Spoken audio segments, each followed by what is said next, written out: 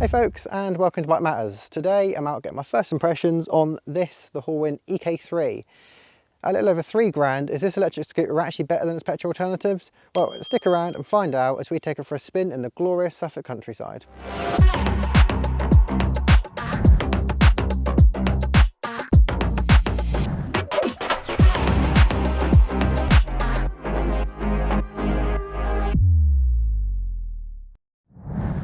So then, what are the specs on the Horwin EK3? Well, starting with the motor, and it's kicking out 8.3 horsepower and comes with a top speed of about 60 miles an hour. This also comes with a reverse function, which is quite nice to see, and sits just below the 3 rider modes. I'll go into more of that when we get out on the road. Going on to battery and range, and on this Horwin it will take 4.5 hours to charge fully, and you should expect about 60 miles in the town or the city, and about 40 miles on faster roads. Braking, and the Horwin comes with a single piston caliper at the rear, and unfortunately we do are limited to CBS braking on this. There is no ABS. It's not always the best, but at the end of the day it does do the job, and we are paired with a twin piston caliper at the front. But suspension wise, we do have somewhat basic suspension. Now the rear shocks are adjustable and there are twin shocks. Going to the front, they also just have sort of your standard telescopic forks, nothing too fancy to be honest, but bearing in mind this is a budget electric. Onto the weight, Horwin state it should be about 111 kilos, very lightweight, kind of what you'd expect really for a scooter, quite manageable. And moving on to lighting, there is LED lighting at the front and also at the rear, which is really nice to see. The Horwin EK3 does also come with daytime running lights, which look really smart to be fair. And there is also paired with an LCD display. Now, the display is basic, it doesn't really show a lot, but to be honest, it does the job. Equipment wise, there are, as I said, 3 rider modes. We have Eco Plus and Sport, but like I say, I'll get more into that when we get onto the road. And we do also have cruise control, which again is quite nice to see on a bike of this price. Now, there is a small glove box at the front.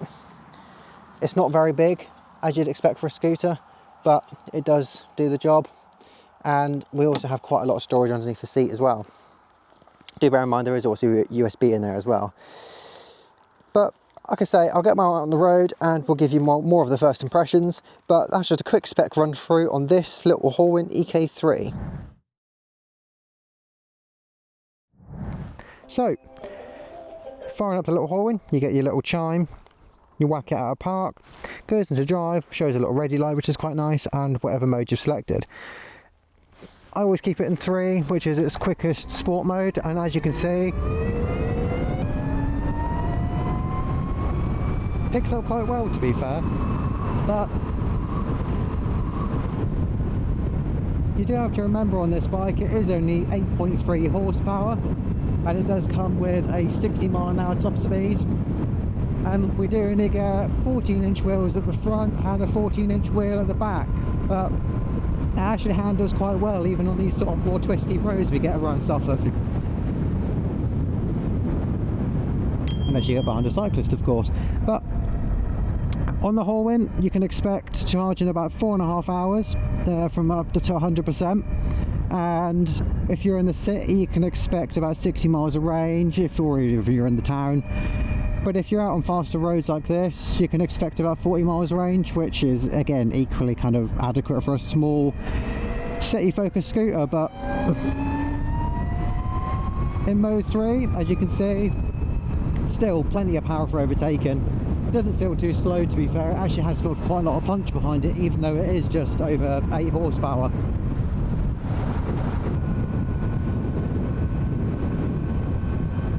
Yeah, flicking it through these bends, 50 miles an hour, keeping up with a lot of traffic. I've got no problems with the power on the Horwin. It might only have 8.3 horsepower and be a 125 equivalent, but to be honest, it's actually quite surprising. If I got on this and you didn't tell me I had 8 horsepower, I'd assume it'd probably be like 12, 13, maybe even 14. But either way, I'm actually quite impressed. Now onto handling on the Horwin, as you can see, flicking it around there, it does actually handle quite well for having small wheels and tyres. They're not big by any means, 14 inch at the front, 13 inch at the rear. Handles as you'd sort of expect for a small wheel bike of any sort of degree. Doesn't have that sort of quick turning response and sort of that planted feel on the road, but at the end of the day you really can kind of throw it in and it does the job quite nicely. Now the only bad thing I'd say probably about the Horwin on roads like this is the suspension is quite, I'd say, unsettled. It doesn't really like better bumps and sort of potholes in the road, and it does sort of kind of bounce about and sound a little bit rattly. There's no bad thing about it. Obviously at the end of the day it's more designed as a city scooter, isn't it? So you have to bear that in mind when you're riding the Horwin. Now for example, if you stick it in mode 1, acceleration is a lot less, gets you up to about 30 miles an hour if you're not on a little bit of a hill, and it'll kind of just stick there. Now stick into mode 3, instantly hear the motor wear up, which I'll get onto that in a second, and it just fires you away, which is quite nice to see. It's not mind-blowingly quick, obviously it's an 8 horsepower scooter, it's not going to be quick, but it has a bit of punch behind it from that sort of instant electric torque that you get on electric vehicles. Now going on to what I just said, and you do actually get cruise control, so you go along at the speed that you like, whack into cruise control and it will just sit there. Works quite well and it's very responsive when you need to take it off. But for example, go along at 35 miles an hour, stick it on,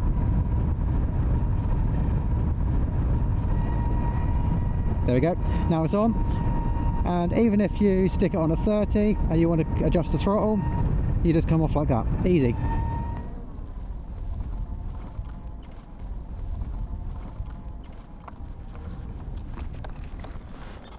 So should we try a little 0 to 30 miles an hour test? Stick it in mode 3, 0 miles an hour, and let's go. Already at 30. Now I found that when you're in town, this actually works really nicely. Stick it in mode 3 and you can kind of emerge from a lot of difficult junctions and traffic, and just kind of gets you out of a lot of sticky situations.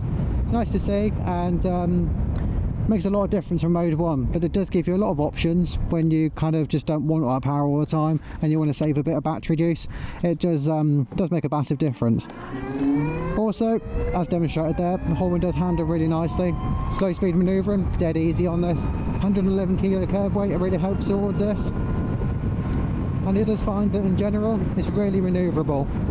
You don't really need to think about it too much, to be honest. You can kind of just zip wherever you go, whether you're filtering through traffic or flying around a little country lane like this. It does actually work really nicely. Suspension's good, a little bit unsettled on quicker roads, but when you're in the city or the town, it's a lot smoother. You get less of bumps, as you can kind of see it's getting thrown off a little bit here, but at the end of the day, what's basic, it does do the job.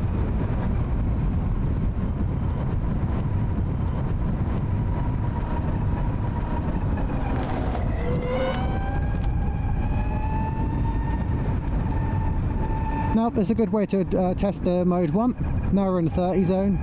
Work the throttle wide open, get a little bit less acceleration of course, but it does top out at 30 miles an hour. It's great if you're kind of flicking through a sort of small little village like this, or if you're in the middle of the town or city and you don't want to get any tickets. Stick it in 30, of course if the limit's 30, most places are, aside from all the new 20s and so forth, but yeah, stick it in that and you go up to 30 miles an hour and it'll stick there. 30 miles an hour, stick it in mode 3, already up to 40, playing closer to 50, it still has more in it, but obviously we're getting to a bend. I have no problems with acceleration on the Horwin. For a little 125cc equivalent scooter with 8.3 horsepower, it feels a lot quicker. But as expected, that's probably down to a lot of that electric torque that you get. Anyway, now plodding along, 45-50 miles an hour, into a corner. Plenty of punch up this little hill, still sticking at 50. No problems whatsoever. So moving off from a sort of a junction like this, stick it in mode 3, clear behind. You can really see how quick the Horwin accelerates. Now, the only thing I'm not so sure on the Horwin, the motor is quite loud. You can probably hear it whirring away there. Sounds like a bit of a novelty and a bit of a gimmick to begin with. You think, well, that's, you know, that sounds quite cool. But the longer you spend with it, it does get a little bit tiresome. But at least you know that everything's all working right as it is.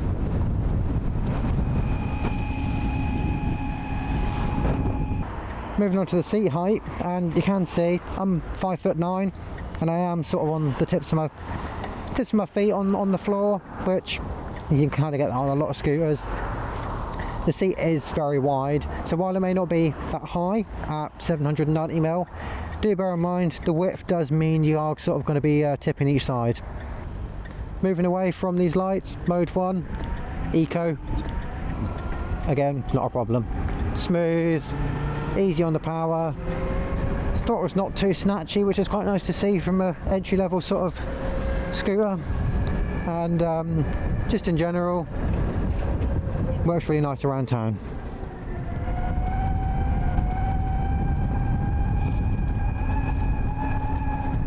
Now you may be able to hear, come down this little bumpy lane, I believe that's the centre stand that's sort of rattling around.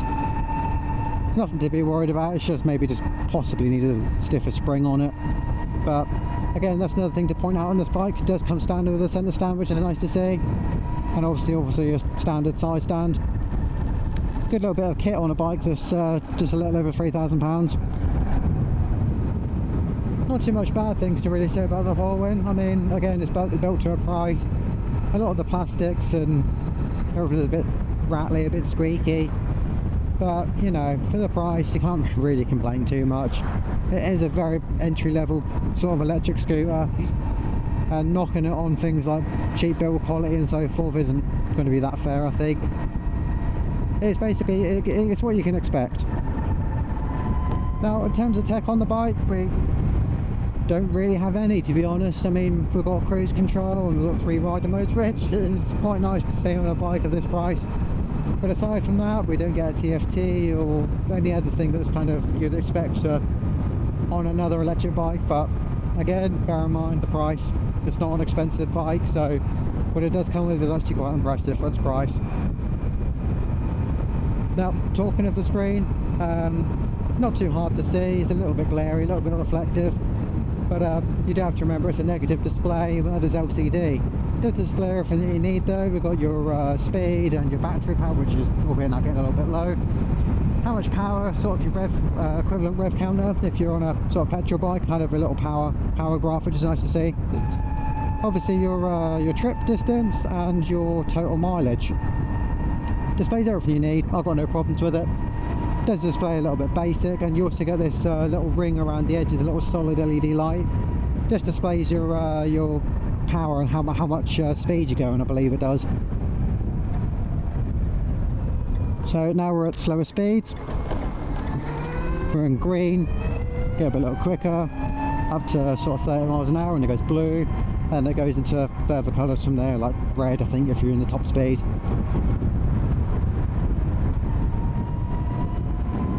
But yeah, to be honest, the Horwin's quite pleasant. Even in mode 2, it's obviously not the quickest thing in the world, but we have to remember again, this is more city and town based, but it handles nicely. It's got as much power as you might sort of need. Handles okay, suspension's alright. It just is a pleasant little place to be. And a little over £3,000, it kind of can't go wrong really.